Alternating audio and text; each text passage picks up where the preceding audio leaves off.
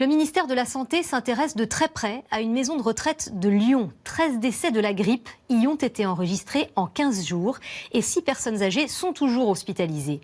Une enquête est donc ouverte pour faire la lumière sur cet événement exceptionnel. Loïc Besson.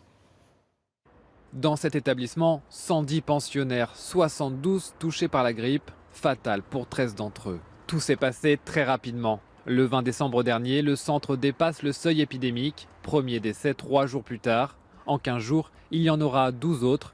6 personnes sont toujours hospitalisées. Ce sont des personnes qui avaient surtout un profil de grande fragilité, avec des maladies nombreuses, ce qui explique en partie cette mortalité terrible qui est intervenue dans l'établissement. Devant la maison de retraite, ce mari d'une des résidentes reste serein. Oh, je ne m'inquiète pas, non. Non, disons qu'il faut faire attention, il faut prendre des précautions. Voilà. Le ministère de la Santé a ouvert une enquête et promet de faire toute la lumière sur cette affaire. Le directeur général de la Santé a constaté qu'à cette date, les mesures de prévention étaient bien mises en place.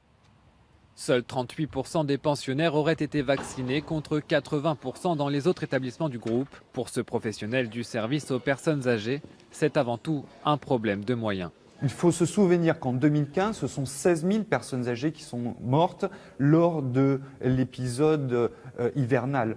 Donc cela montre bien que ce secteur manque de professionnels au quotidien. L'épidémie de grippe dure en moyenne un peu plus de 2 mois et les confinements sont fréquents en cette période de l'année. Par mesure de précaution, les 66 résidents d'une maison de retraite en Lorraine en ont fait les frais durant les fêtes. 42 d'entre eux avaient contracté la grippe.